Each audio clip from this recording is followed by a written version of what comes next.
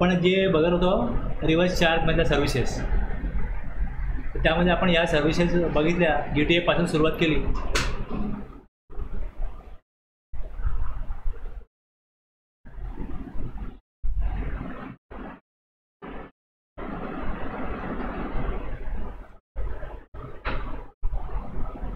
GTA service बघितली पहिले, त्यानंतर पुढे लीगल सर्व्हिस, मग आर्बिट्रल ट्रिब्युनलची सर्व्हिस,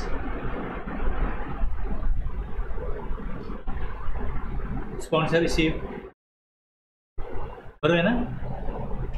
पुढे government services, renting of immovable property, renting of residential dwelling, हे प्रमोटर बिल्डरसाठी TDR, FSI, long term lease of land. त्याच्या पुढे काय बघितलं आपण, director service, insurance agent, recovery agent, music composer, photographer, artist, author,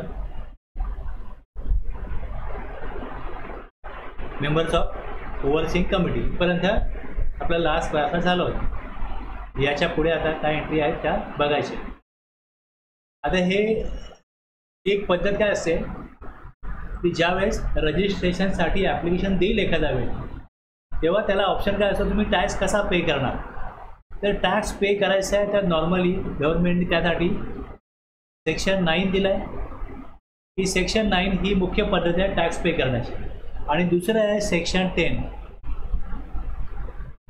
section 10मध्ये section 9(1) जो आहे त्याच्यामध्ये जो फॉरवर्ड चार्ज आहे त्याच्याऐवजी सेक्शन 10मध्ये कंपोजिशन लेवी असते.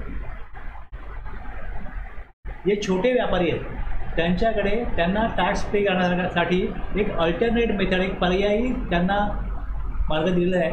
त्या मार्गाने ते टॅक्स पे करतात. तर मी रिव्हर्स चार्ज सांगणार आहे बाकीच्या एंट्रीज. तर मला असं वाटतं की ते आपण सेकंड हाफमध्ये बघू, बाकीचं उरलं आहे ते. आणि मी आता जे कंपोजिशन आहे ते पहिले घेतो, कंपोजिशन पहिले घेतो आणि नंतर मग रिव्हर्स चार्जमध्ये बाकीच्या एंट्रीज घेतो. म्हणजे जो नॉर्मल मेथड घेईल किंवा जो कंपोजिशन घेईल त्यांना सगळ्यांना रिव्हर्स चार्ज हा लागू होतोच. रिव्हर्स चार्ज सगळ्यांसाठीच आहे. पण जो नॉर्मल चार्ज आहे, जर मी काय आउटवर्ड सप्लाय करतो त्याच्यावर जो मला टॅक्स पे करायचा आहे आउटवर्ड सप्लायवरती, तो 9(1) प्रमाणे पे करायचा किंवा तो सेक्शन 10 प्रमाणे पे करायचा. आता जर मी सेक्शन 10 जर का ऑप्ट करीन at the time of registration, तर मग जर का मी लॉग इन क्रेडेन्शियल घेऊन ते लॉग इन केलं तर मला जेव्हा मी रिटर्नला क्लिक करेन इकडे, तर मला आतमध्ये वेगळ्या प्रकारचे ऑप्शन दिसतात. GSR 1 3 नसतो. रिटर्न जे असतात ते रिटर्न 23-24 काढलं, Q4 काढला, जानेवारी टू मार्च काढलं, तर तुम्हाला दिसेल इकडे खाली बघा CMP 08 आणि इथे GSR 4 हे दिसतं. GSR 1 किंवा GSR 2B 2A वगैरे हा प्रकार याला येत नाही. इथे 4A मध्ये काय येतं, auto drafted detail for registered person opting composition leave 4A. 4A मध्ये याचे कोण सप्लायर आहेत त्या सप्लायरने तो GSR 1 भरला आहे तो इच्छा 4A मध्ये दिसेल. बघा इथे दिसतं आहे B2B, हे काय परचेस केलं आहे ते इकडे दिसेल. कोणाकडनं परचेस केलं आहे त्याचे इनवॉइस इथे येते. ह्याला 2A येत नाही, 2B येत नाही, ह्याला काय येतं फक्त 4A येतं. 4A मध्ये इनवर्ड सप्लायचे डिटेल्स जे आउटवर्ड सप्लायर्स आहेत त्यांनी जे काय फर्निश केलं आहे ते याच्या 4A मध्ये दिसतं.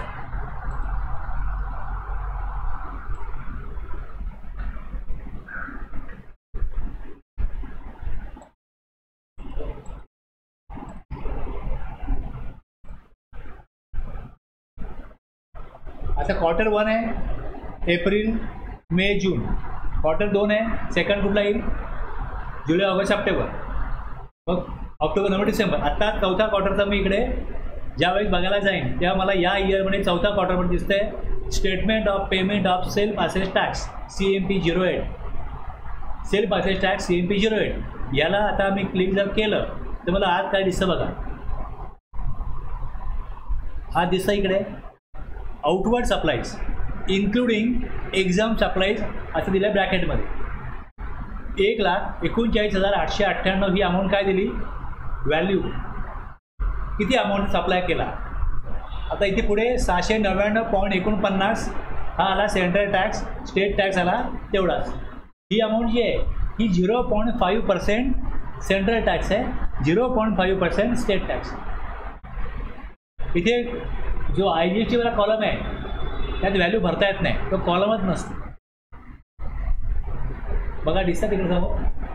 IGST मध्ये आउटवर्ड सप्लाय करता येत नाही. कंपोजिशन डीलर राज्याबाहेर सप्लाय करूच शकत नाही, त्यामुळे इकडे IGST वरती टॅक्स देण्याचा प्रश्नच उद्भवत नाही.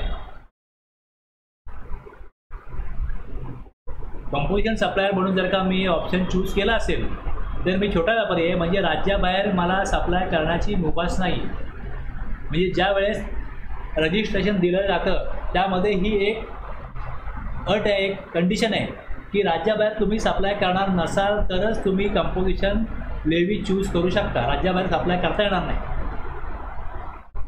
त्यामुळे इकडे ह्या कॉलममध्ये IGST भरण्याचा जो ऑप्शन आहे तो त्याला लागूच होत नसल्यामुळे फॉर्ममध्ये IGSTचा कॉलम येत नाही. पण जर मी परचेस केलं, जर मी कुठली सर्व्हिस घेतली त्याच्यावरती मला रिव्हर्स चार्जमध्ये टॅक्स द्यायचा असेल तर इनवर्ड सप्लाईज, बघा दुसरा पॉईंट काय, inward supplies attracting reverse charge including import of service. Purchase कुठलाही करा, परचेस करायला तुम्हाला कुठल्याही प्रकारचं रिस्ट्रिक्शन नाही. कोणाला? तुम्हाला म्हणजे कंपोजिशन डीलरला. तुम्ही जर कंपोजिशन डीलर असाल तर तुम्हाला राज्याबाहेर सेल नाही करता येत, आउटवर्ड सप्लाय नाही करता येत, पण तुम्हाला राज्याबाहेरना परचेस करता येतं. कळलं? इतर जे व्यापारी आहेत त्यांना कुठेही विकता आलं पाहिजे. इतर व्यापारी जे देशाबाहेर राज्याबाहेर जे असतील ते देशामध्ये कुठेही विकू शकतात. मग विकत घेणारा सेक्शन 9(1) टॅक्स होणारा असेल, सेक्शन 10 कंपोजिशन डीलर असेल किंवा अनरजिस्टर्ड पर्सन असेल, परचेस तो करू शकतो. जर त्यांना रिस्ट्रिक्ट केलं की राज्याबाहेर परचेस नाही करता करू शकत तुम्ही, असं रिस्ट्रिक्ट केलं तर त्याचा इनडायरेक्टली परिणाम जो सेल करतो त्याच्यावरती होतो. लक्षात घ्या. त्यामुळे मर्यादा कुठे आहे? राज्याबाहेर विक्री नाही करायची, पण राज्याबाहेरना परचेस करू शकता. जर इम्पोर्ट ऑफ सर्व्हिस दिलं आहे इन्क्लुडिंग इम्पोर्ट ऑफ सर्व्हिस तर देशाबाहेरना पण सर्व्हिस घेऊ शकता. मग त्याच्यावरचा टॅक्स द्यायचा आहे रिव्हर्स चार्जमध्ये. तो रिव्हर्स चार्ज भरण्याकरता इकडे IGST कॉलम आलेला आहे. आणि जर रिटर्न उशिरा भरला असेल, टॅक्स उशिरा पे केला असेल तर मग इथे इंटरेस्ट पेबल इफ एनी मध्ये इंटरेस्ट येतो. एवढीच माहिती या CMP 08 मध्ये द्यायची असते. आता हा जो कंपोजिशन सप्लायर असतो आपण त्याचा सेक्शन आणखी रूल वाचणार आहोत, त्याचा लॉ समजून घेणार आहोत. फक्त लक्षात घ्या एवढं की कंपोजिशन डीलरला कुठल्याही प्रकारचं इनपुट टॅक्स क्रेडिट मिळत नाही, घेता येत नाही, त्याला तो अधिकार नाही, तो इलिजिबल नाही आहे इनपुट टॅक्स क्रेडिट घ्यायला. जे काय पेमेंट केलेलं आहे इकडे ते कॅश भरले आणि कॅशमधनंच पेमेंट केलं आहे. म्हणजे इथे 650 रुपये किती 699.49 आणि 799.49 म्हणजे 1300 रुपये त्या बदले असतील. 700 आणि 700 1400 जे पैसे बदले असतील जे काय ते कॅशमध्ये पहिले पे केले. त्याचं कॅशमध्ये चलन बँकेनं पेमेंट केलं, ते कॅश लेजरला आले आणि कॅश लेजरमधनं ही लायबिलिटी जी दाखवली ही पे केली. आता जी लायबिलिटी तो भरतोय त्यात मिक्सर सेल केला, त्या मिक्सरवरती कुठल्याही प्रकारचा टॅक्स तो घेऊ शकत नाही. कस्टमरकडनं, बायरकडनं, रिसिपेंटकडनं कुठल्याही प्रकारचा टॅक्स घ्यायचा नाही. म्हणजे ITC मिळणार नाही आणि जो कॅशमध्ये टॅक्स पे करायचा आहे तो पण स्वतःच्याच खिशातनं भरायचा आहे. बायरकडनं टॅक्स कलेक्ट करून भरता येत नाही, तो पण त्याला अधिकार नाही आहे की टॅक्स कलेक्ट करण्याचा अधिकार नाही आहे. कळलं फरक काय? सेक्शन 9(1) मध्ये काय की बायरकडनं, कस्टमरकडनं, रिसिपियंटकडून टॅक्स कलेक्ट करायचा आणि तो गव्हर्नमेंटकडे जमा करायचा. पण कंपोजिशन डीलरला रेट जो असतो, हा जो रेट आहे हा 1% अमाऊंट आहे. ही या जी व्हॅल्यू दिलेली आहे इकडे व्हॅल्यू कॉलममध्ये, त्या व्हॅल्यू कॉलममध्ये पुढे 0.5% CGST, 0.5% GST त्याला जमा करायचे. तो ज्या वस्तू विकतोय, गुड्स विकतोय, ते गुड्स 5%तले आहेत, 12%तले आहेत, 18%तले आहेत, जे काय असतील ते असतील. लक्षात घ्या. त्याला 5%, 12%, 18% हा टॅक्स जमा करायचा नाही, 1% अमाऊंट जमा करायची. हॉटेलचं असेल तर त्याच्याकरता 5% रेट आहे आणि जर का असं सलून वगैरे आहे, ब्युटी पार्लर आहे, सर्व्हिस प्रोडक्ट अशा असतील, आर्किटेक्ट सर्व्हिस आहे, इंटेरियर डेकोरेटर असेल, त्यांच्याकरता 6% रेट. म्हणजे जी तुम्ही गुड्स किंवा सर्व्हिसेस सप्लाय केल्यात ती जी अमाऊंट आहे आउटवर्ड सप्लायची, त्या अमाऊंटवरती रिसिपियंटकडनं कुठल्याही प्रकारची टॅक्सची अमाऊंट कलेक्ट नाही करायची. फक्त तुमच्या गुड सर्व्हिसेसची अमाऊंट कलेक्ट करायची आणि त्याच्यावरती 1%, हॉटेलच्या केसमध्ये 5% आणि सर्व्हिसच्या केसमध्ये 6% ही अमाऊंट स्वतःच्या पॉकेटमध्ये जमा करायची. रिसिपियंटकडून टॅक्स कलेक्ट करायचा नाही. हे कुठे लिहिलं आहे ते मी तुम्हाला दाखवतो, लक्षात घ्या. आणि मग ही माहिती जी तेव्हा भरून दाखवलेली आहे ही दर 3 महिन्यांनी हा CMP 08मध्ये ही माहिती द्यायची की 3 महिन्यात, आता हा जानेवारी टू मार्चचा क्वार्टर संपलेला आहे, तर मला 18 ड्यू डेट काय, 18 एप्रिल ही ड्यू डेट होती. 18 एप्रिलला हा फॉर्ममध्ये या ड्यू डेटला ही CMP 08 भरलेलं आहे. एप्रिल मे जून संपला का 18 जुलैला अशाच प्रकारे मी CMP 08 भरेल. आणि त्यामध्ये जो सप्लाय केला आहे एप्रिल, मे आणि जून या 3 महिन्यामध्ये व्हॅल्यू कॉलममध्ये जो आउटवर्ड सप्लाय आहे त्याची माहिती देईन. एवढं क्लिअर, सगळ्यांना कळलं एवढं?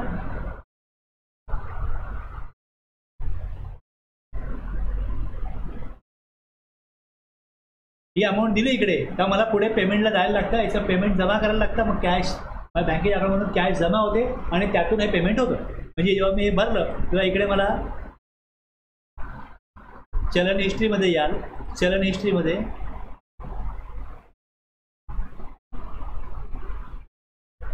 $1398 अमाऊंट दिसते. ही अमाऊंट जमा केली गेली. हे चलन आहे 699 दिसतं, 699, 1398 अशी अमाऊंट गेलेली आहे.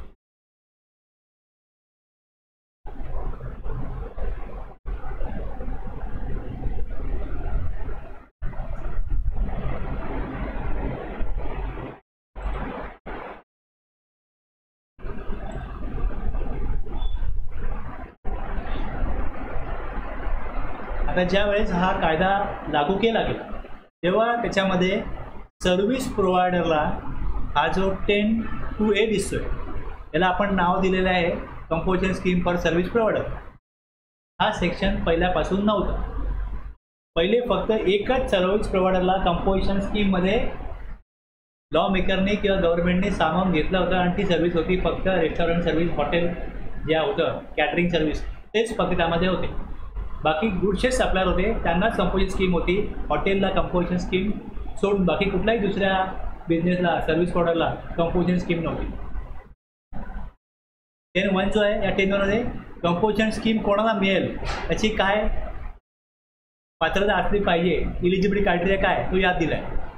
इलिजिबिलिटी क्रायटेरिया याद दिला आहे आणि इनइलिजिबल, अपात्र केव्हा होईल, can't opt for composition scheme हे दिलेलं आहे. मग त्यात त्याने दिलं आहे की सर्व्हिस प्रोव्हायडर हे कंपोजिशन स्कीममध्ये पात्र नसतं. त्यामुळे ऑटोमॅटिकली काय होतं, त्यांना गव्हर्नमेंटला पहिल्यांदा कंपोजिशन स्कीम ही सर्व्हिस प्रोव्हायडरला द्यायचीच नव्हती accept restaurant service.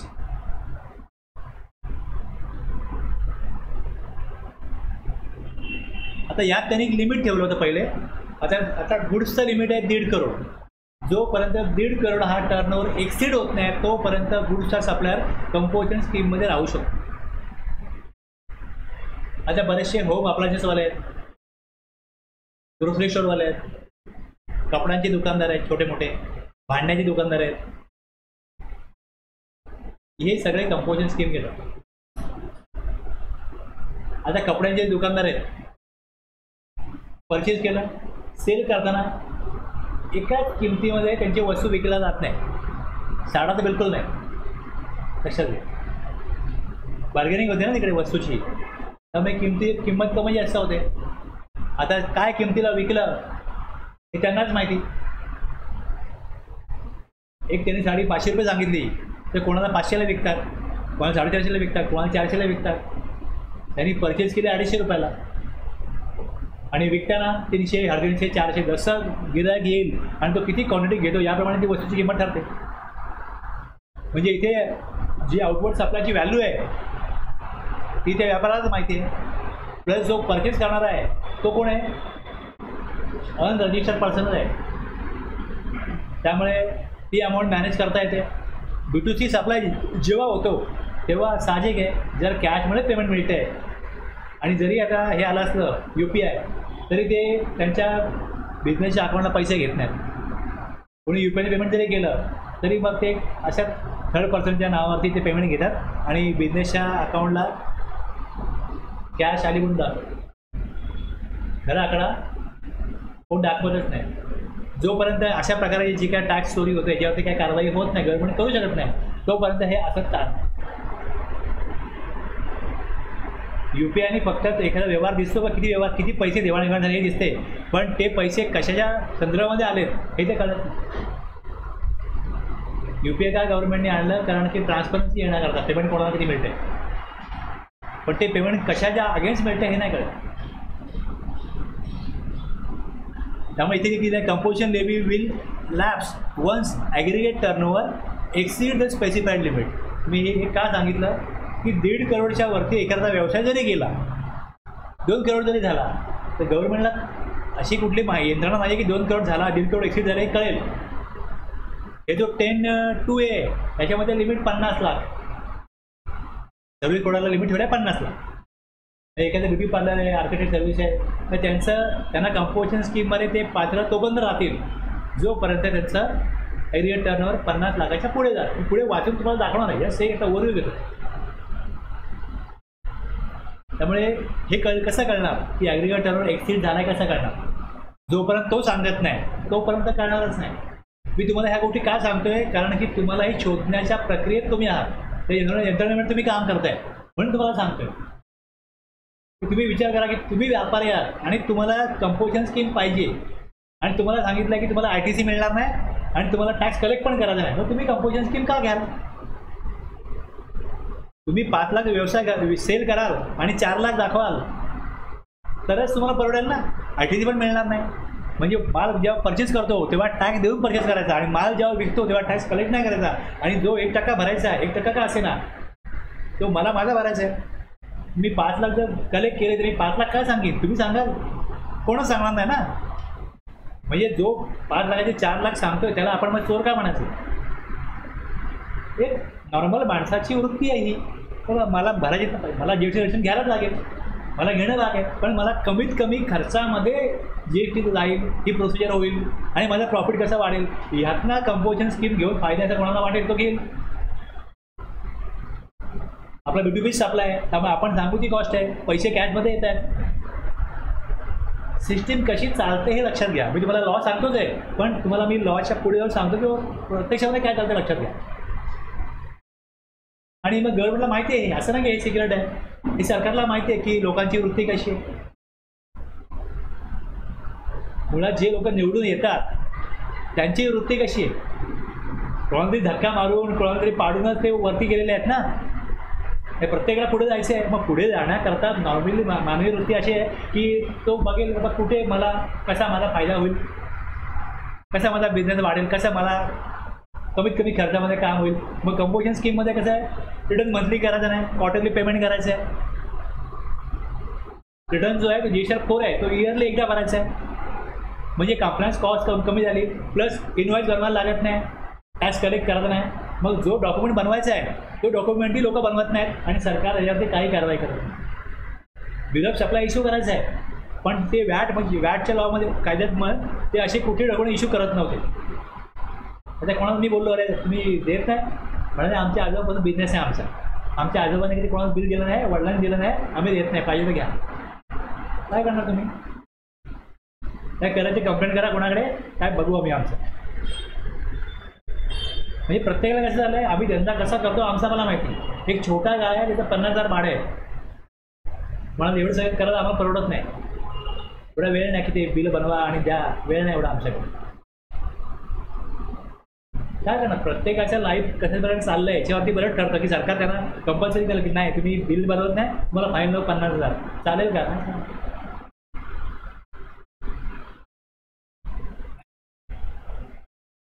Penalty in case of कॉन्ट्राव्हेन्शन, तर ठेवलेले पेनल्टी. जर का तुम्ही त्या अटीशर्तीप्रमाणे जर का तुम्हाला या कायद्याप्रमाणे टॅक्स भरता येत असेल आणि तरी पण तुम्ही याच्यामध्ये जर का टॅक्स भरत असाल तर आम्ही काय करू, पेनल्टी लावू.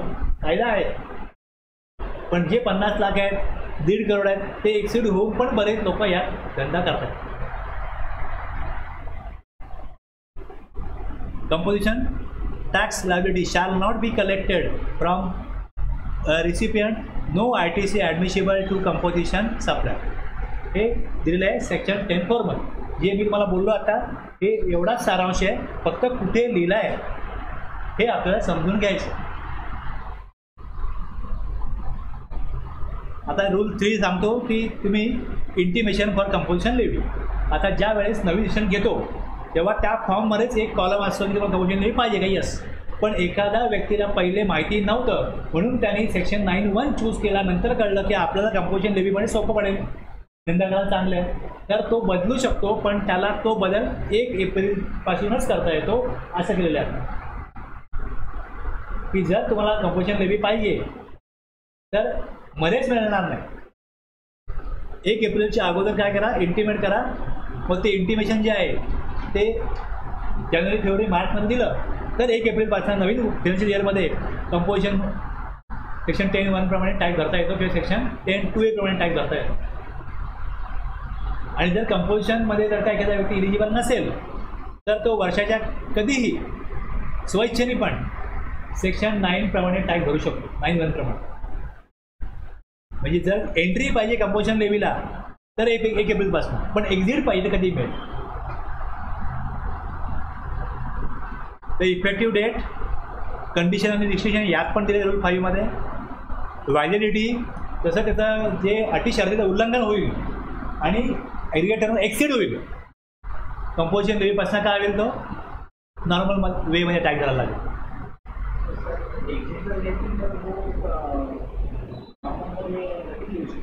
आता जर का मी राज्याबाहेर सप्लाय नाही करायचा, मी सप्लाय केला राज्यामध्ये, तर मी कंपोजिशन लेवीमध्ये कंपोजिशन सेक्शनमध्ये टॅक्स घालायला पात्र राहत नाही ना. लक्षात घ्या.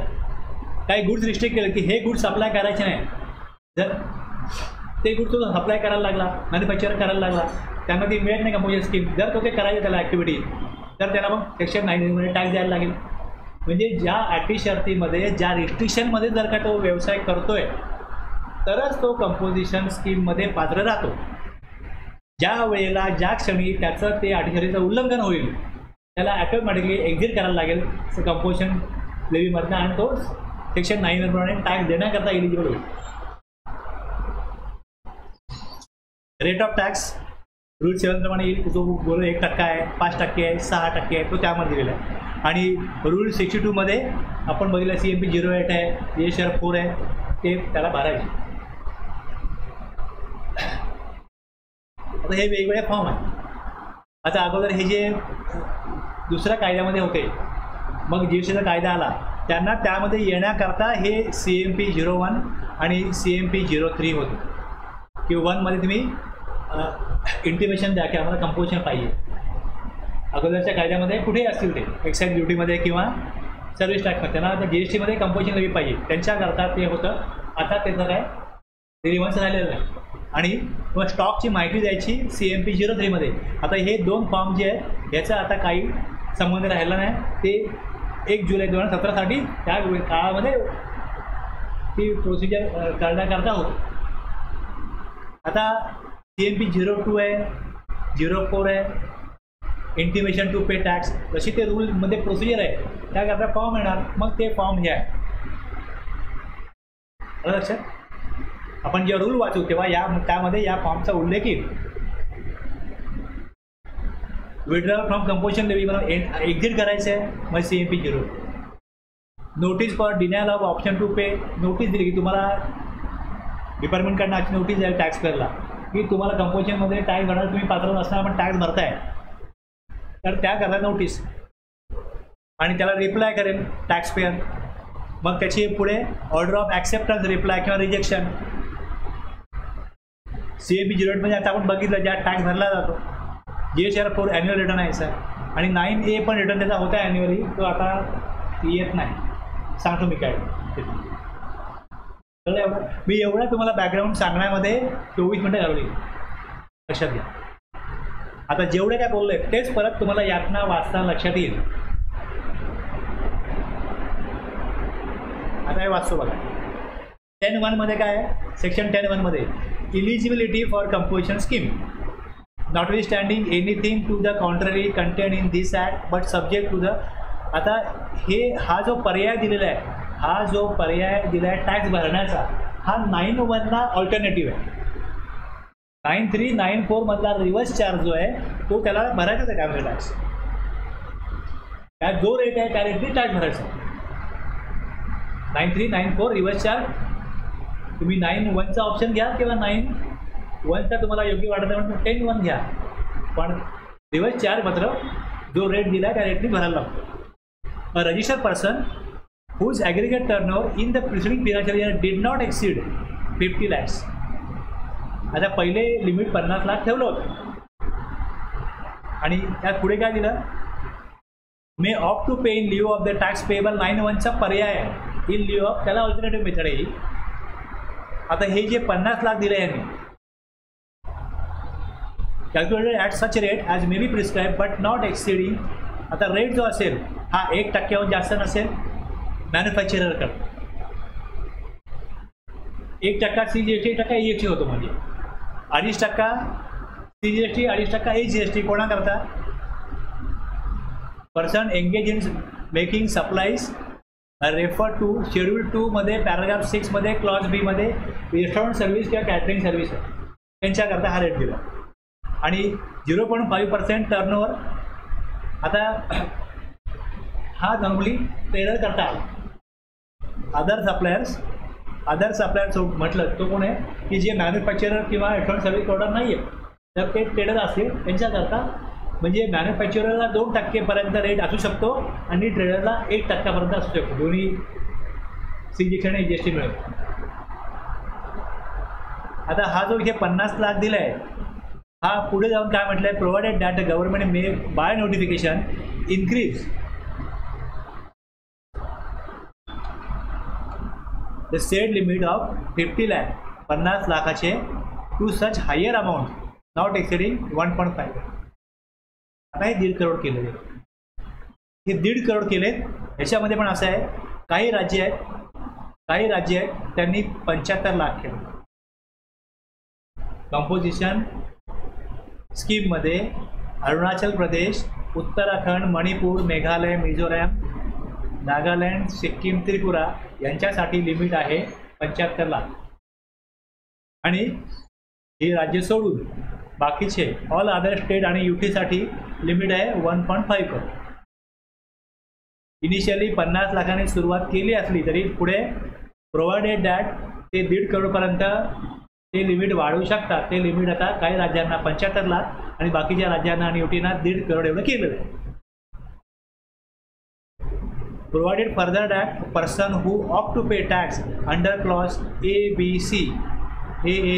C may supply services those referred to in other restaurant service other than म्हटले रेस्टॉरंट सर्व्हिस अदर दॅन. बाकीच्या जे गुड्सचे सप्लायर आहेत, समजा एखादा व्यक्ती AC विकतो, तर तो AC रिपेअरिंग मेंटेनन्स सर्व्हिस करतो, तर तशा लोकांसाठी ते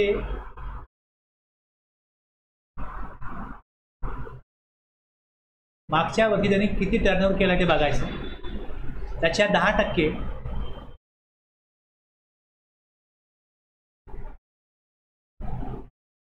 10% of turnover in the state of UT किंवा 5 लाख एवढ्या अमाऊंटपर्यंत विचेवर हायर सर्व्हिस प्रोव्हाइड करू शकता.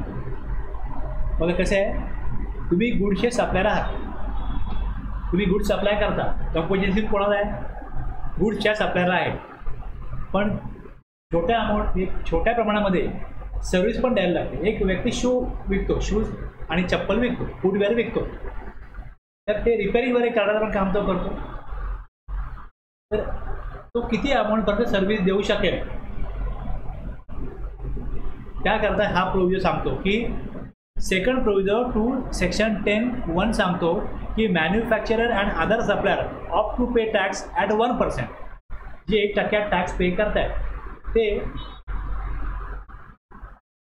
Not exceeding 10% of turnover in state or UT in the preceding period. मागच्या वर्षी किती टर्नओव्हर झाला आहे आत्ता हे मार्चचं वर्ष संपलं, तर 24-25मध्ये जर माझा टर्नओव्हर झाला आहे मागच्या वर्षी 95 लाख, किती झाला आहे 95 लाख, तर मी मागच्या वर्षीच्या 10% किती देईल 9.5 लाख किंवा मग 5 लाख.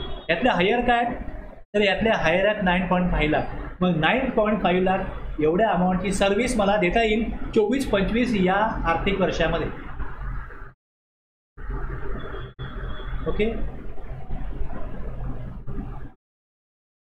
तुम्ही मॅन्युफॅक्चरर आहात किंवा ट्रेडर आहात, काही असा, तुम्ही जे गुड्स सप्लाय करता तर तुम्हाला गुड्सचाच सप्लाय करायचा आहे अशासाठी ही स्कीम आहे. तरी पण त्यात काय प्रोव्हिजन म्हणतो की तुम्ही 5 लाख किंवा प्रिसिडिंग फायनान्शियल इयरच्या 10% अमाऊंट काढा. किती होते टर्नओव्हरच्या, प्रिसिडिंग इयरमध्ये जो टर्नओव्हर आहे तो जर माझा 95 लाख आहे, ॲग्रिगेट टर्नओव्हर माझा 95 लाख आहे प्रिसिडिंग फायनान्शियल इयरमध्ये, तर यावर्षी करंट इयरमध्ये मी 10% काढले तर होतात 9.5 लाख. मग 9.5 लाख किंवा 5 लाख यातली हायस्ट अमाऊंट.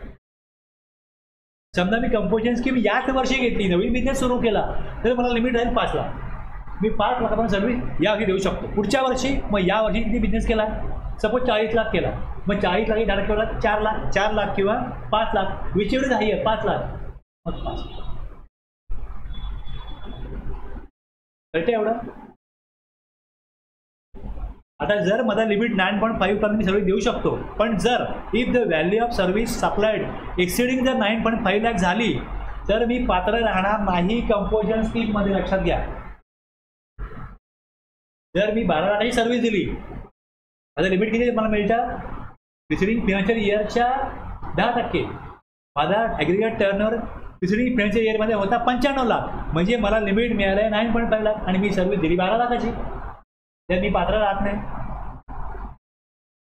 आता कोण व्यक्ती सांगेल की बघा मी पात्र राहत नाही, मी नॉर्मल ह्याला येतो, कोण सांगणार नाही. जर त्याला पैसे कॅश नाही मिळत आहेत, सर्व्हिसचे पैसे कोण दाखवत पण नाही, गुड समोरून आले आणि गेलेत, त्यामुळे तो स्टॉक मॅच झाला पाहिजे. म्हणून काहीतरी तिकडे स्टॉक मॅच होण्याकरता अमाऊंट कमी करून विकलं पण दाखवलं, पण सर्व्हिस कोण दाखवत नाही. सर्व्हिस दिली, पैसे कॅशमध्ये आले, बस.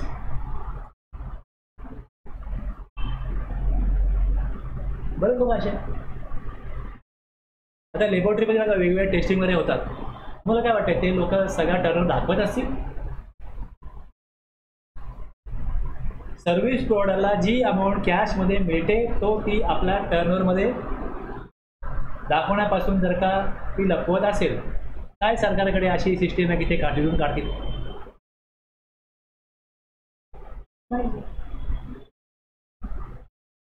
एवढी अमाऊंट तो दाखवतो, तेवढ्यावर इन्कम टॅक्स भरतो, तेवढ्यावर GST लागू असता GST जमा करतो गव्हर्नमेंटकडे. नाही नाही कळलं. तसेच ज्या वेळेस मी एखादा कायदा इंटरप्रेट करतो त्यावेळेस मला एखाद्या व्यक्तीने विचारतो की मला काय योग्य मजा करता, मी सेक्शन 9मध्ये टॅक्स भरू काय सेक्शन 10मध्ये टॅक्स भरू. तुम्ही त्याला काय विचारणार किंवा तुझा बिझनेस काय लेवलचा आहे. तेवढी मार्केटला मी दुकान काढतोय, दुकान घेतलं आहे, किती भाडं आहे 80,000 भाडं आहे, तर त्याचप्रमाणे 10 बिझनेस आहेत. तुला ITC घेऊन काय फायदा आहे, तुला टॅक्स कलेक्ट करून बिलं बनवणं जमणार आहे का, तर काहीच माहीत नाही.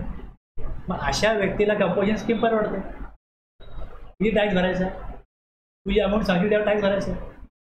आता जे परचेस केलं आहे, जर त्यांनी परचेस केलं, जो 4A मध्ये दिसतं परचेस केलं आहे, जर त्यांनी परचेस करताना आपण जर अशा माणसाकडनं परचेस केलं की तो अनरजिस्टर आहे, तर गव्हर्नमेंटला परचेस पण कळत नाही, त्याचा परचेसही कळत नाही की परचेस केलं,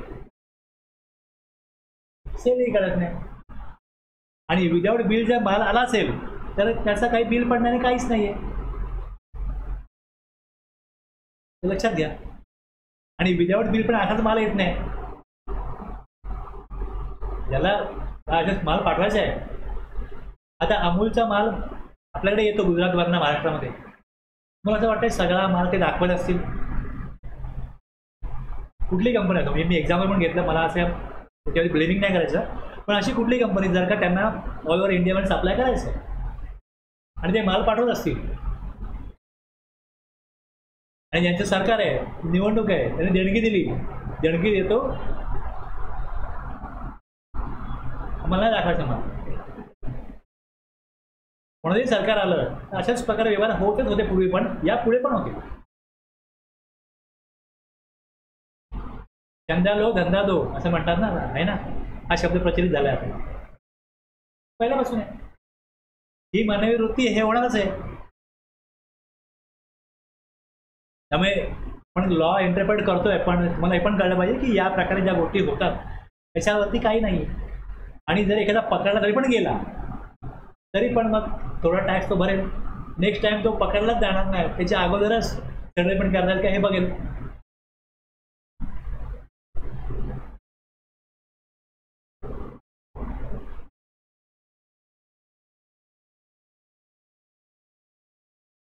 कळलं की लिमिट काय असेल, कशा प्रकारे कंपोजिशन स्कीम मिळेल. आता त्याच्यामध्ये अटी शर्ती काय आहेत ते बघा.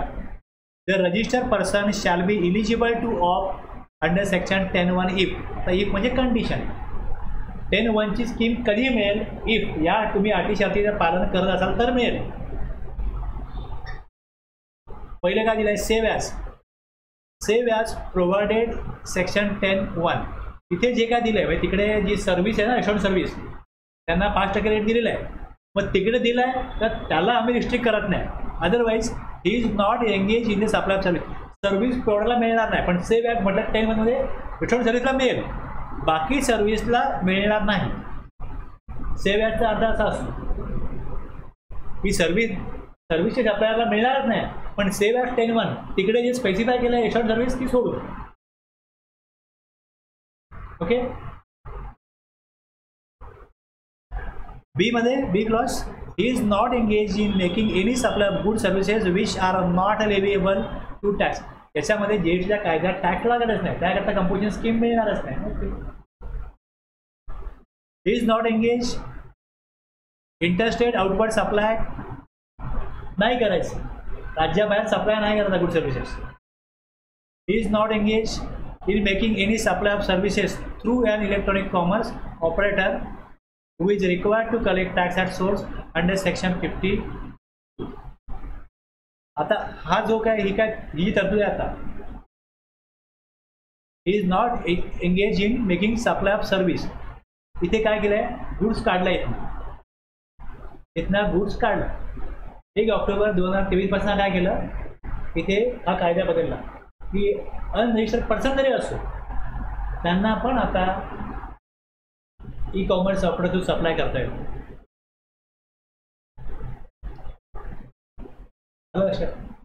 त्यांना एनरोलमेंट नंबर घ्यायला लागतो, रजिस्ट्रेशनची गरज नाही. मार्केट बदललं, व्यवसाय करण्याची पद्धत बदलली.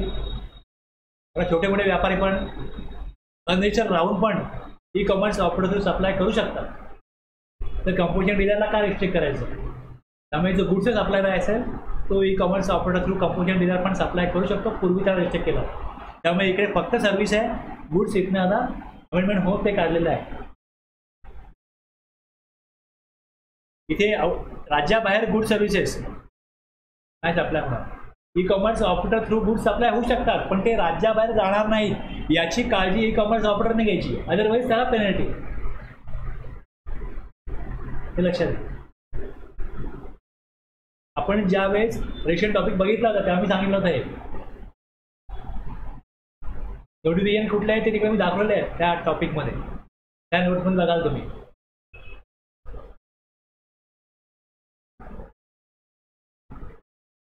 ही इज नॉट अ मॅन्युफॅक्चरर. आता काय शब्द आला, मॅन्युफॅक्चरर. काही गुड्स असे आहेत की जे मॅन्युफॅक्चर करणारेच जे टॅक्सपेअर असतील त्यांना कंपोजिशन स्कीम मिळणार नाही. मग ते नोटिफाईड गुड्स आहेत ते दिलेले आहेत. हे नोटिफाय केलं गव्हर्नमेंटनी, त्याचं नोटिफिकेशन काढलं. एक नोटिफिकेशन पहिलं हे होतं, दुसरं अजून त्यात आणखी काही गुड्स वाढवले.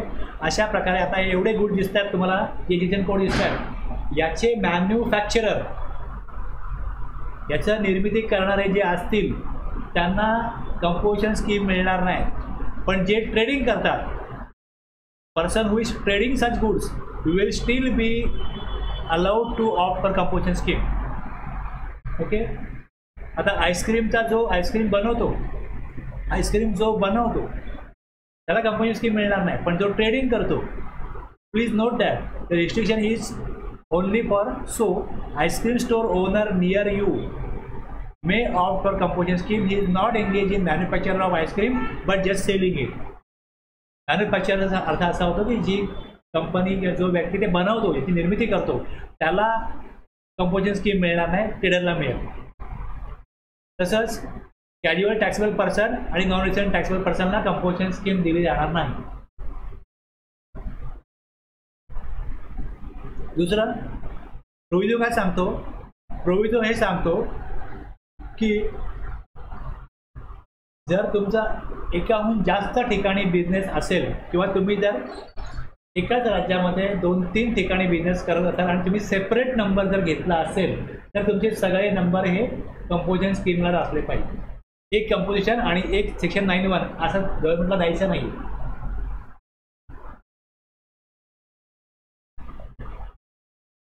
Where more than one registered person are having the same PAN, the registered person shall not be eligible to opt for scheme under section 10(1) unless all such registered person opt to pay. आपण जसं बघितलं तिकडे पण होतं section जो 25 बघितला होता, त्यात 2 नंबर घेता येतात पण दोन्ही नंबर आयदर सेक्शन 9(1) पाहिजेत किंवा सेक्शन 10 मध्ये पाहिजेत. हे तिथे पण दिलं होतं. 2 नंबर घेता येतील पण ते एका स्कीममध्ये टॅक्स पे त्यांनी केलं पाहिजे. ही ह्या अटी शर्तीवरच 2 नंबर मिळतात. त्यामुळे कंपोजिशन स्कीममध्ये पण दिलं आहे की कंपोजिशन स्कीम जर घेत असेल तर एकाहून जास्त नंबर असतील तर सगळे कंपोजिशन स्कीममध्येच पाहिजे. आणि जर त्यातला पण कसं होतं की एक नंबर जरी त्याच्यामधला पुढे येईल की जर अपात्र झाला तर सगळे नंबर अपात्र होतील कंपोजिशन स्कीम. म्हणजे जसं वरती दिलेलं आहे की राज्याबाहेर सप्लाय करता कामा नये. ओके, सर्व्हिस प्रोव्हायडर जर असेल तर ई कॉमर्स ऑपरेटिव्ह सप्लाय केला नाही पाहिजे. नोटिफाईड गुड्सचा मॅन्युफॅक्चरर असता नाही पाहिजे. आणि जो ॲग्रिगेट टर्नओव्हर आहे तो जर एक्सीड झाला तर मग सगळीकडचीच कंपोजिशन स्कीममधनं काय येतील? सेक्शन 9(1) येईल. म्हणजे एक जे लिमिट दिलं आहे ॲग्रिगेट टर्नओव्हर ते आणि या 10(2) मधले रिस्ट्रिक्शन्स याच्यामध्ये जोपर्यंत टॅक्स पेअर आपला बिझनेस करतोय, आपल्या ॲक्टिव्हिटीज करतोय तोपर्यंत एलिजिबल राहील कंपोजिशन स्कीममध्ये. जर याचं उल्लंघन झालं किंवा लिमिट एक्सीड झालं किंवा जिकडे सर्व्हिस दिली की सर्व्हिस तुम्ही 10% जास्त अमाऊंटची दिली नाही पाहिजे प्रिसिडिंग फायनान्शियल इयरमध्ये, याचं कुठलंही त्यांनी उल्लंघन केलं तर तो कंपोजिशन स्कीममधला सेक्शन 9(1) मध्ये टॅक्स भरण्याकरता पात्र होईल आणि इथे अपात्र होईल.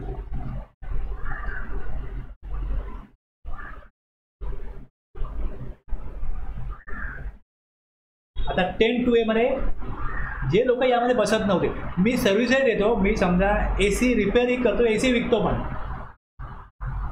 आणि हे दोन्ही बिझनेस माझे जर बघितले तर गुड्स मी जेवढे विकलेत मागच्या वर्षी साधारण मी 10%हून जास्त अमाऊंटला सर्व्हिस प्रोव्हाइड करतो, मला 10(1) मध्ये स्कीम मिळणार नाही मिळणार.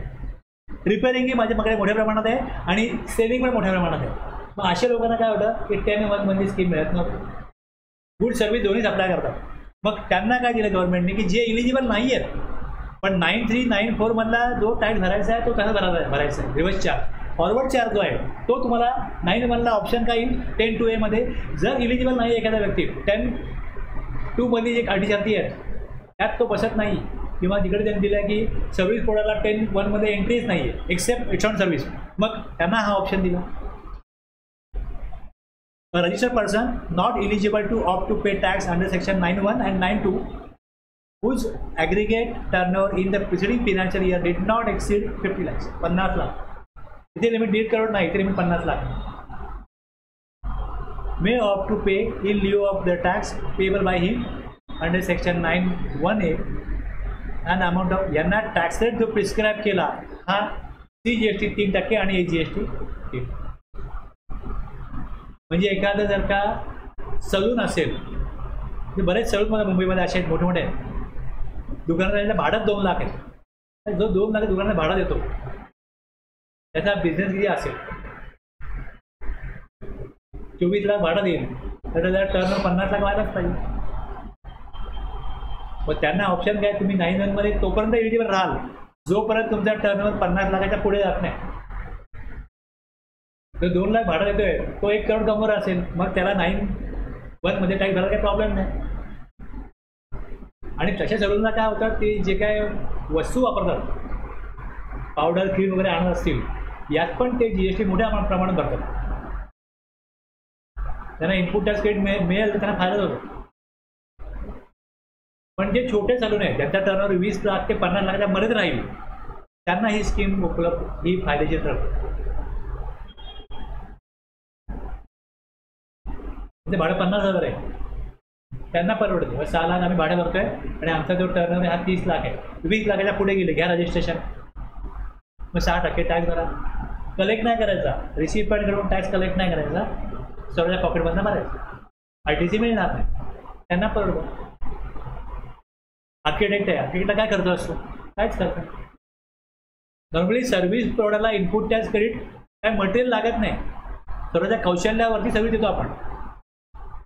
अशी कुठली सर्व्हिस असेल कशात, जसं एखादा कोचिंग क्लास आहे, तिकडे शिकवलं जातं, त्यांना इन्व्हॉइस आपल्यामध्ये काहीच लागत नाही,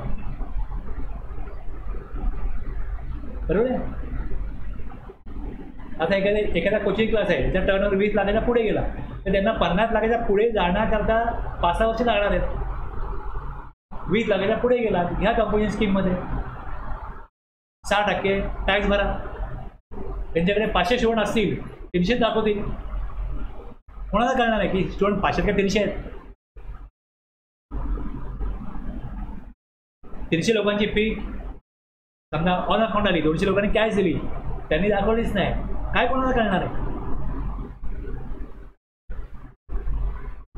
कसे बघा, मी लोकांशी बोलतो आणि मला ह्या गोष्टी सगळ्या माहिती आहेत, हे काही सिक्रेट नाही आहे, काय मोठं मी गौप्यस्फोट करतो अशातला भाग नाही आहे. हे असंच आहे.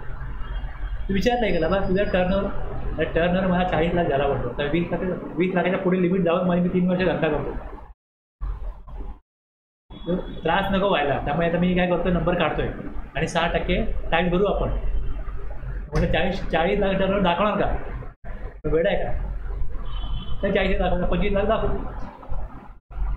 मला 6% माझ्या खिशातनं भरायचे आहेत ना. म्हटलं माझा खर्च आता, म्हटलं माझा एवढा खर्च आहे, एवढं सगळं आहे, 6% अमाऊंट भरली म्हणजे आपल्याला पुढे त्रास नको. तर 25 लाखाचा टर्नओव्हर दाखवायचा, 6% भरायचे, 15 लाखावर टॅक्स भरायचाच नाही. काही नाही मिळण्यापेक्षा गव्हर्नमेंटला काहीतरी मिळत आहे ना. मग असे शेकडो क्लासेस आहेत महाराष्ट्रामध्ये. त्यामुळे शक्यतो गव्हर्नमेंट हे बघतं की तुम्ही रजिस्ट्रेशन घ्या, काय दाखवाल ते दाखवा, आम्हाला टॅक्स द्याल तो द्या, आम्ही आनंदाने घेऊ, पण रजिस्ट्रेशन घ्या. या पलीकडे त्यांना फोर्स करत नाही.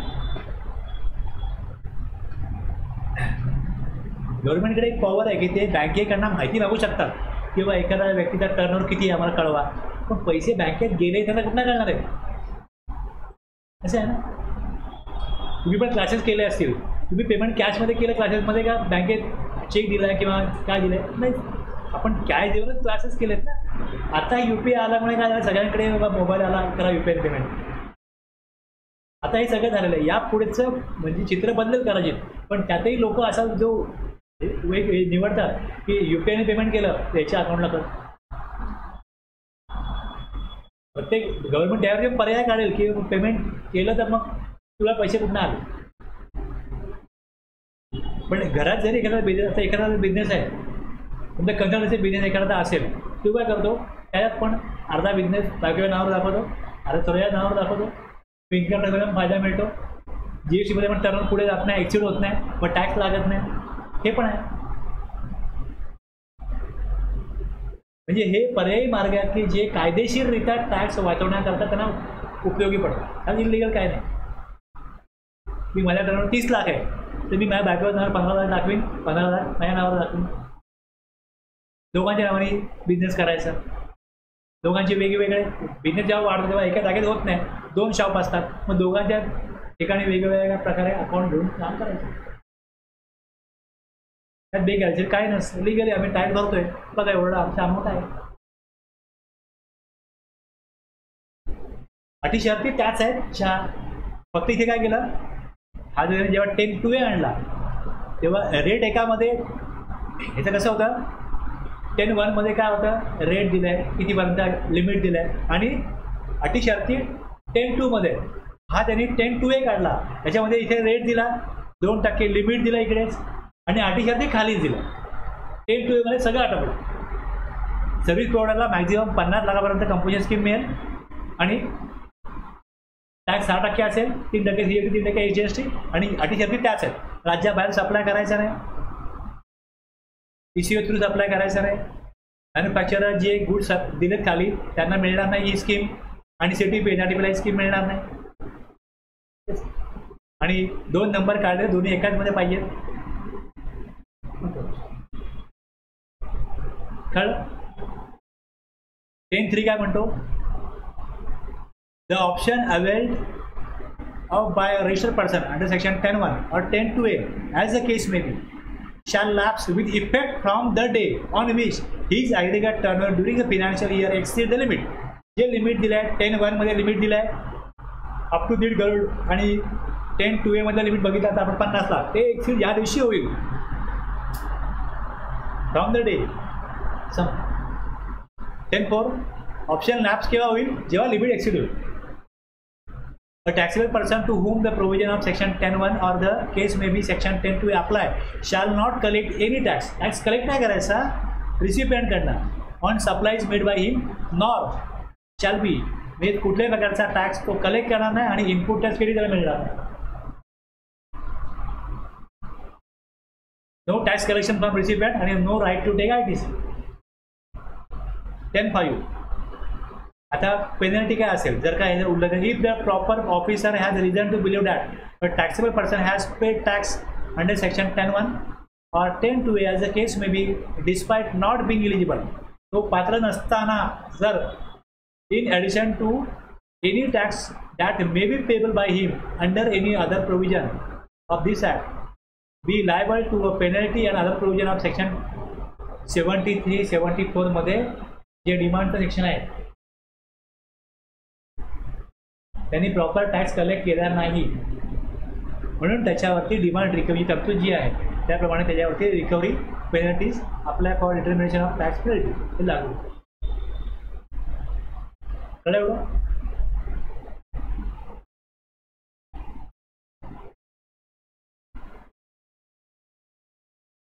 आता ह्याच्यामध्ये 2 एक्सप्लेनेशन आहेत. For the purpose of computing aggregate turnover of a person for determining fees तो इलिजिबल आहे की नाही आहे हे डिटरमाइन करण्याकरता ॲग्रिगेट टर्नओव्हर जेव्हा काढला जातो, आता कसं आहे हा कधीपासून काढायचा? 1 एप्रिलपासून काढायचा.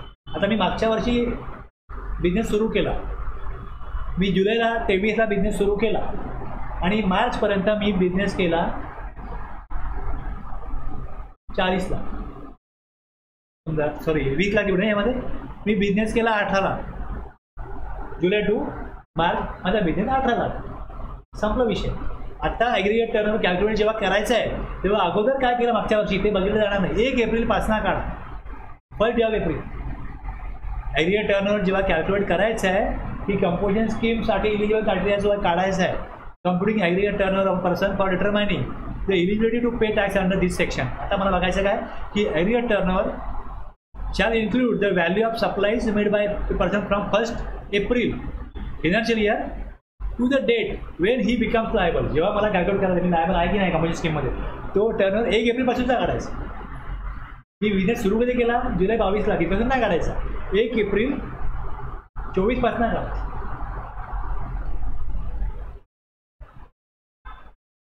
Under this act but shall not include. त्यातही काय म्हटलंय त्यात काय इन्क्लूड नाही करायचं तर त्यामध्ये जर मी कोणाला डिपॉझिट दिलं आहे, कोणाला मी लोन दिलं आहे, कोणाला ॲडव्हान्स दिला आहे आणि त्याच्यातनं मला इंटरेस्ट इन्कम झालं आहे, इंटरेस्ट का डिस्काउंट मिळालं आहे, पैसे मी कोणाला ठेवायला दिले, लोन दिलं आहे, ॲडव्हान्स दिला आहे म्हणून मला इंटरेस्ट किंवा डिस्काउंट जर मिळालं आहे तर ते इंटरेस्ट इन्कम या ॲग्रिगेट टर्नओव्हरमध्ये घ्यायचा नाही. लक्षात? ओके.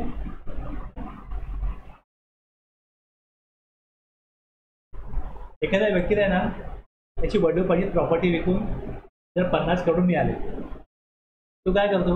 मग हे पैसे वापरायचे ना, आपला बिझनेस चालू होता ना, आपण करत ना, हे पैसे आपण ठेवून देऊ. त्यांनी तिथे इन्व्हेस्ट केलं आणि त्याला त्यातला इंटरेस्ट मिळतो तर ते त्याच्या बिझनेसच्या टर्नओव्हरमध्ये ॲड नाही होणार. एखादी एजन्सी घ्यायची असेल तर एखादी कंपनी म्हणते तुम्हाला आम्ही आमचं ऑथोराइज डिस्ट्रीब्युटर म्हणून तुम्हाला आम्ही देऊ, पण तुम्ही 10 लाख रुपये आमच्याकडे सिक्युरिटी डिपॉझिट म्हणून ठेवले तर दरवर्षी इंटरेस्ट मिळतो. तो इंटरेस्ट मिळतो, तो इंटरेस्ट तुमच्या ॲग्रिगेट टर्नओव्हरचा भाग असणार नाही. हे सांगतं काय एक्सपेन्शन 1 डिपॉझिट दिलं आहे, कोणाला ॲडव्हान्स दिला आहे, लोन दिलं आहे, लोन जरी दिलं आहे त्यातनं इंटरेस्ट मिळतोय तर ते the consideration is represented by way of interest किंवा डिस्काउंट. तर ते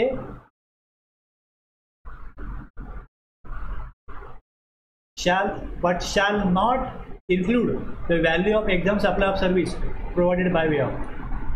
जेव्हा डिटरमाइन करता ॲग्रिगेट टर्नओव्हर त्यामध्ये याची व्हॅल्यू इन्क्लूड नाही करायची. दुसरं फॉर द पर्पज ऑफ, हा एक उद्देश काय होता की ॲग्रिगेट टर्नओव्हर कसा काढायचा याकरता काय फॉर्म्युला असेल हे तिकडे सांगितलं. दुसरं आता जेव्हा for the purpose of determining the tax payable by person under this section, tax pay करण्याकरता जो टर्नओव्हर आहे shall not include the value of following supplies. एक, supplies from the first day of April of financial year up to the date when such person becomes liable. आता हे कसं आहे, एक photographer आहे Champak, has commenced providing photography services in Delhi from April this year. His turnover for various quarter till December as follows. April to June 20 lakh झाले. त्यांनी business सुरू केला इन द गिवन केस. या केसमध्ये काय चंपक स्टार्टेड बिझनेस, फोटोग्राफीचा बिझनेस जो आहे ती सर्व्हिस आहे त्यांनी करंट इयरमध्ये सुरू केला. हा सुरू केला त्याने एप्रिललाच. His aggregate turnover in the preceding financial year nil होता. Consequently in the current financial या इयरमध्ये काय इलिजिबल फॉर कंपनी स्कीम तो केव्हा होईल, जेव्हा हे 20 लाख एक्सिड झाले जूनला, तेव्हा जूनला तो इलिजिबल झाला. त्याने ॲप्लिकेशन केलं की माझे एक्सिड झालेले ॲग्रिगेट टर्नओव्हर 20 लाख, तर या 20 लाखावरती त्याला टॅक्स भरायला लागेल की नाही. तुम्ही बिझनेस सुरू केला एप्रिलला, तुमचा बिझनेस नवीन आहे, एप्रिलला केला, मेला केला, जूनला केला, तोपर्यंत तुमचा टर्नओव्हर 20 लाखाच्या खालीच होता. जेव्हा 20 लाखाच्या पुढे जेव्हा टर्नओव्हर गेला, सर्व्हिस देत आहे, लिमिट 20 लाख आहे, रजिस्ट्रेशन घ्यायला लागेल. रजिस्ट्रेशन घेतलं 1 जुलैपासून. ओके, तर हे हा जो टर्नओव्हर आहे एप्रिल टू जूनचा 20 लाख याच्यावरती टॅक्स भरायला लागेल की नाही, माझा हा प्रश्न. जेव्हा मी GST मध्ये रजिस्ट्रेशन घ्यायला लायबलच नव्हतो तेव्हा जो टर्नओव्हर केला आहे त्याच्यावरती टॅक्स भरण्याचा प्रश्नच येत नाही. आता मी लायबल झालो की हा माझा ॲग्रिगेट टर्नओव्हर, किंवा मला अगोदरच कळलं की आपण लायबल होणार आहोत, आपलं 20 लाख जूनपर्यंत काय होईल एक्सिड होईल, किंवा 18 लाख होईल, 20 लाख होईल, अगोदर घ्या रजिस्ट्रेशन. जुलैपासून आपण काय करूया, टॅक्स भरूया. मी मागणीच केलं की मला स्वइच्छेने पाहिजे 25-3 1 जुलैपासून पाहिजे. 1 जुलैपासून मला करायचं आहे. जुलै टू सप्टेंबर टर्नओव्हर झाला 30 लाख. याच्यावरती मी भरीन काय 1% अमाऊंट, 6% अमाऊंट जी असेल ती 6% ना, यामध्ये 6% भरायचे ना 30 लाखावरती. मग या 30 लाखावरच 6% भरायला लागतील ना. या पहिल्या 20 लाखावरती काही अमाऊंट टॅक्स भरणं जबाबदारी बनतच नाही. आता जर ऑक्टोबर टू डिसेंबर आणखी 20 लाख बिझनेस केला, आता जे 50 लाख लिमिट दिलं आहे ॲग्रिगेट टर्नओव्हरचं ते 1 एप्रिल टू 30 सप्टेंबर 50 लाख झाले की नाही. मग यामध्ये हे 20 लाख पण धरायचे की नाही धरायचे, जे माझं लिमिट आहे की मी इलिजिबल राहील की नाही या स्कीममध्ये. जोपर्यंत 50 लाख एक्सिड होत नाही तोपर्यंत ही स्कीम इलिजिबल राहील. ॲग्रिगेट टर्नओव्हर ज्यावेळेस कॅल्क्युलेट करतो तेव्हा तो 1 एप्रिलपासून बघायचा. लक्षात घ्या, इथे हे सांगितलं आहे की supplies from first day of April up to the date when such person becomes liable for registration under this act and exempt supply, जी इंटरेस्ट इन्कमची व्हॅल्यू आहे ही त्यातनं घेऊ का. टॅक्स भरताना टॅक्स जेव्हा त्याला भरायचा आहे, लक्षात घ्या मला काय म्हणायचं आहे, जेव्हा त्याला टॅक्स भरायचा आहे तेव्हा टॅक्स भरत असताना या 20 लाखावरती टॅक्स भरणार नाही. या 30 लाखावरती टॅक्स भरेल 6%. आणि जर त्याचा टर्नओव्हर 30 लाखाच्या पुढे गेला, हे 30 आणि हे 20 मिळून 50 लाखाच्या पुढे गेला, तर त्याला कंपोजिशन स्कीममध्ये इलिजिबल क्रायटेरिया ब्रेक झाल्यामुळे 6% नाही भरायचे, तर ॲक्च्युअल जर त्यावरती 18% टॅक्स आहे तर त्याला 18% जमा करायला लागेल आणि ते फॉरवर्ड चार्जमध्ये रिसिपियंटकडनं कलेक्ट करता येतील, ITC घेता येईल. जी सेक्शन 9(1) टॅक्स भरायला ITC इलिजिबल आहे त्याला ती तरतूद लागू होईल. लक्षात घ्या. एक्सप्लेनेशन काय सांगतं की तुम्ही ॲग्रिगेट टर्नओव्हर बघाल त्यावेळेस 1 एप्रिलपासून बघा, पण टॅक्स पेमेंट जेव्हा करायचं आहे तेव्हा तो जेव्हा रजिस्ट्रेशन घेणार आहे 20 लाख एक्सीड झाल्यानंतर, तर पहिल्या 20 लाखावर टॅक्स लागणार नाही. जे काय पहिले जरी कलेक्शन केलेलं असेल अमाऊंटचं ह्या काय याच्यावर टॅक्स लागणार नाही. पुढची जी अमाऊंट आहे, पण जर 50 लाख एक्सीड झाले तर हे 1 एप्रिलपासून बघायचं की त्याचं ॲग्रिगेट टर्नओव्हर 50 लाखापर्यंत आहे की नाही.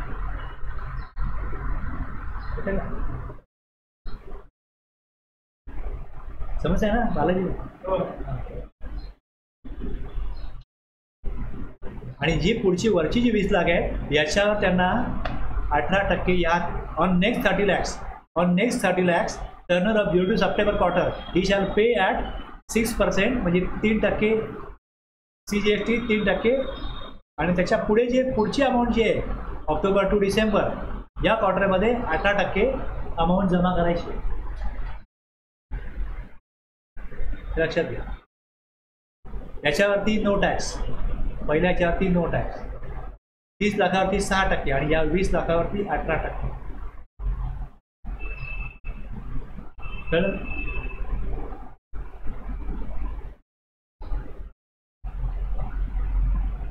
आता हा नवीन बिझनेस सुरू केला आहे तर 5 लाखापर्यंत अमाऊंटवरती ही सर्व्हिस आहे, त्यामुळे सर्व्हिसला काही प्रश्न देत नाही. पण जर गुड्स असते तर मग नवीन बिझनेस सुरू करू तेव्हा 5 लाखापर्यंत सर्व्हिस देऊ शकतो.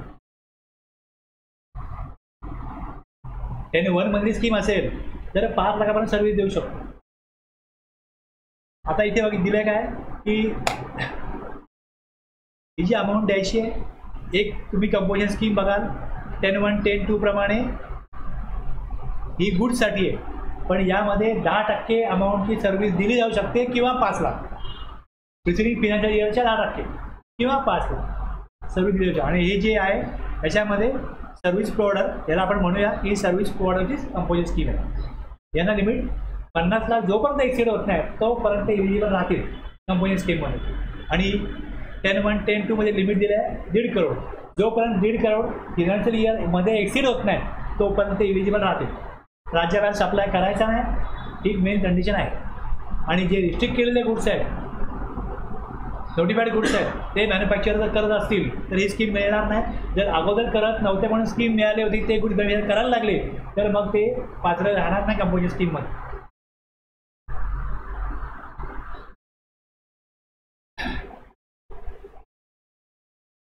रूल 3 मध्ये काय intimation option to pay composition any person who applies for registration under, आपण बघितलं ॲप्लिकेशन रूल 8 मध्ये होतं, त्यामध्ये ॲप्लिकेशन फॉर रजिस्ट्रेशन आहे 8A मध्ये.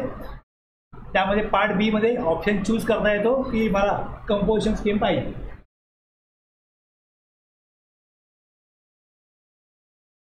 Any register person who opt to pay tax under section 10 shall electronically file and intimation 0. जर section 9 tax pay करत असेल त्याला इंटिमेट करायचं आहे तर मग अगोदर एखाद्या व्यक्ती रजिस्ट्रेशन घेतो आणि सेक्शन 9(1) प्रमाणे टॅक्स भरला असेल त्यांच्याकरता मग कंपोजिशन स्कीममध्ये एंट्री पाहिजे असेल तर ती 1 एप्रिलपासून मिळते. आता याच्यामध्ये काय प्रॉब्लेम बघा, यातली गुंतवणूक लक्षात घ्या काय. या अगोदर मी सेक्शन 9(1) चूज केला. ओके, जर 9(1) चूज केला तर मी जे परचेस केलेलं आहे त्याच्यावरती मला ITC मिळतो. याच वस्तू पुढे विकून मी आउटपुट टॅक्स कलेक्ट करणार आहे म्हणून मला ITC मिळतो. असं नाही की मी ही वस्तू परचेस केली तर ही विकाल तेव्हा ह्याचा ITC मिळेल असं नाही. मी अगोदरची वस्तू विकतो आणि परचेस ही वस्तू करतो, ही मी पुढे विकणार आहे तर मला ITC मिळतो की नाही.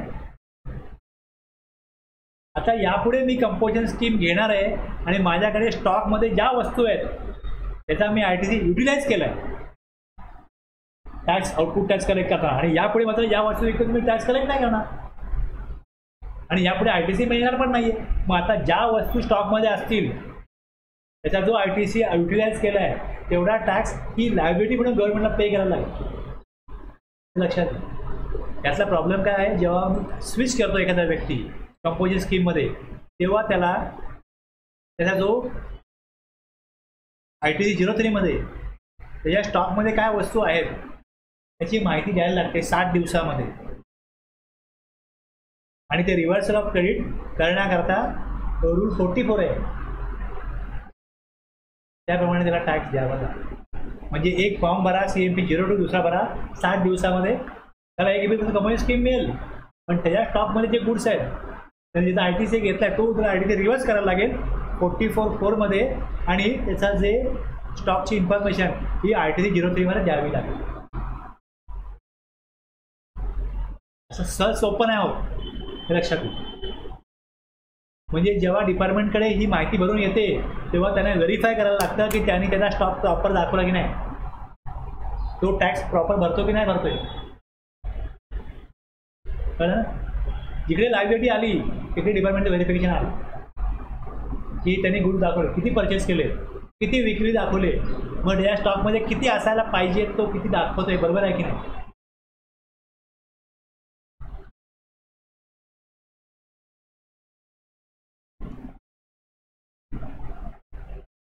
Any intimation in respect of any place of business in any state or UT shall be deemed to be एका नंबरला इंटिमेशन दिलं तर ते सगळ्या नंबरला दिलं असंच समजलं जाईल, असंच मानलं जाईल.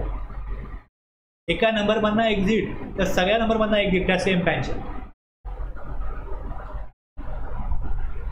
As per rule 4 such intimation shall be considered only after the grant of registration to the applicant and his option to pay tax under composition levy shall be effective from the date from which. आता नवीन number काढला, नवीन number जर मी घेतला, समजा मी जुलैला घेतला, तर ज्या दिवशी मला माझं रजिस्ट्रेशन ॲक्टिव्ह होईल, ॲप्लिकेबल होईल, तीच डेट इफेक्टिव्ह डेट काय असेल माझ्या कंपोजिशन लेवीची असेल. Okay.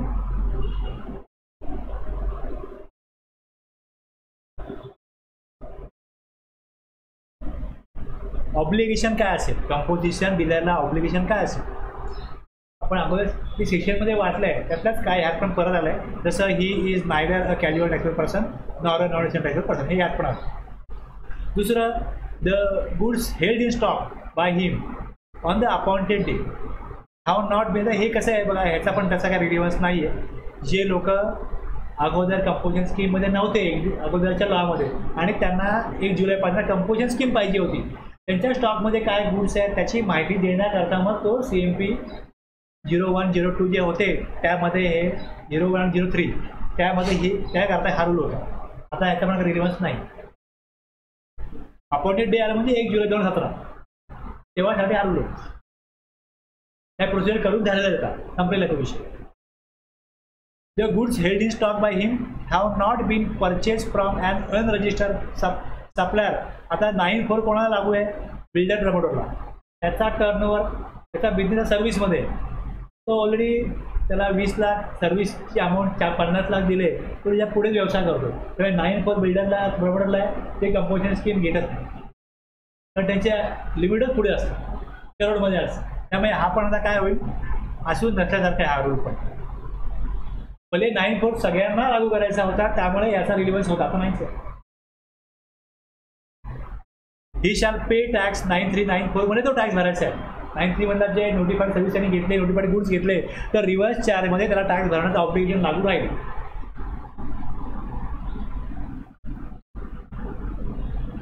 He is not engage in the manufacture of goods. जे गुड्स दिले नोटिफाईड गुड्स त्यांनी मॅन्युफॅक्चर करता कामा नाही, हे पण सेम आहे. ही is not engage in manufacture of goods. त्याच्या पुढे ही शॅल मेन्शन द वर्ड. आता हे बघा, हे महत्त्वाचं आहे की त्यांनी जसं आपण बघितलं रूल 18 आहे, रूल 18 काय सांगतो की रजिस्ट्रेशन सर्टिफिकेट जे आहे हे प्रॉमिनंट प्लेसवर लावलं पाहिजे. Every principal place of business आणि ॲडिशनल प्लेस ऑफ बिझनेसवरती. तसंच GST नंबर हा डिस्प्ले बोर्डवरती लावला पाहिजे. तसं यात काय म्हटलं आहे की mention the word composition taxable person not eligible to collect tax on supplies at the top of bill of supply. जो तो डॉक्युमेंट बनवतो कंपोजिशन सप्लायर, तो टॅक्स इनवॉइस बनवत नाही, त्याला बनवायचा आहे. आपण तो सेक्शन बघू, टॅक्स इनवॉइसचा रूल बघू, त्यात येणार आहे. पण यात काय सांगितलं, तो बिल ऑफ सप्लाय जो बनवतो कंपोजिशन डीलर, त्याच्यामध्ये हे वाक्य, हे शब्द पाहिजे, composition taxable person not eligible to collect tax on supply. Sari विकली 400 रुपयाचं तुम्ही बिल बनवा आणि त्यावरती हे लिहा की composition taxable person not eligible to collect tax on supplies. आणि बोर्डवर जो नंबर टाकतील कंपोजिशन डीलर बोर्डवरील नंबर, रूल 18 प्रमाणे त्यामध्ये हे पण लिहितील, he shall mention the word composition taxable person on every notice or sign board displayed at prominent place of principal place of business and every additional place of business. Notice आणि sign बोर्डवरती हे आलं पाहिजे, तो number आला पाहिजे, GST number, आणि हे पण लिहिलेलं असलं पाहिजे कंपोजिशन टॅक्सेबल पर्सन. आलं लक्षात? म्हणजे GST नंबर आहे म्हणून खोटा टॅक्स कलेक्ट करू नये, म्हणून त्यांना हे पण सांगितलं आहे की तुम्ही टॅक्स कलेक्ट करतच नाही आणि वरती शब्द पाहिजे की not eligible to collect tax on supplies. म्हणजे स्ट्रिक्टली तुम्हाला टॅक्स कलेक्ट करण्याचा अधिकार आम्ही नाकारतो आहोत, तुम्हाला हा अधिकार नाही आहे, हे त्यांना स्ट्रिक्टली गव्हर्नमेंटने याप्रमाणे रूलमध्ये पण या सांगितलं.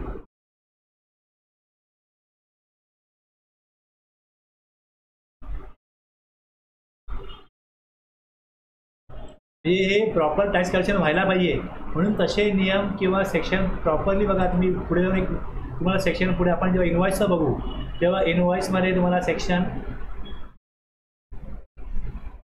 हे 31 ते 34 आहे. या दिसतं टॅक्स इनवॉइस, म्हणजे इनवॉइस कुठले बनवायचे, कशाप्रकारे बनवायचे, याच्यावर टॅक्स रेकॉर्ड होतो. किंवा हे गुड्स गेले पण आम्ही टॅक्स घेऊ शकत नाही, हे त्याच्यावर लिहायचं आहे, हे त्यामध्ये येईल पुढे जाऊन.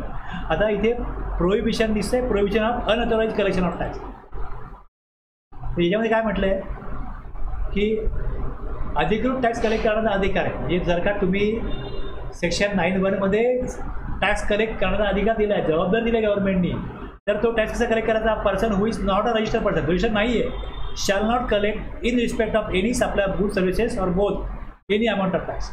आणि जो व्यक्ती नो रजिस्टर्ड पर्सन, जो रजिस्टर्ड व्यक्ती आहे, तो shall not collect tax accept in accordance with the provision of act and rule. Registered व्यक्ती टॅक्स कलेक्ट करायचा त्याला, पण कायद्यानुसार नियमानुसार टॅक्स कलेक्ट करायचा. कंपोजिशन रजिस्टर्ड पर्सन हा कसा आहे, हा रजिस्टर्ड पर्सन आहे, पण त्याला नियम काय सांगतात की तू टॅक्स कलेक्ट नाही करायचा, बिलावरती लिहायचं पण आहे की तुला टॅक्स कलेक्ट करायचं नाही म्हणून. कळलं? म्हणजे चुकीच्या प्रकारे टॅक्स कलेक्शन होऊ नये म्हणून याची काटेकोरपणे काळजी घेतलेली आहे. सेक्शन 32 पण सांगतो आणि इथे जाऊन हा रूल पण सांगतो की रजिस्टर्ड पर्सन आहे, याला टॅक्स कलेक्ट करण्याचा अधिकार आहे, पण नियम काय सांगतो की तुला टॅक्स कलेक्टच करायचं नाही. आणि वरती तू लिहायचं पण आहे बिलावरती की composition taxable person not eligible to collect tax on supplies.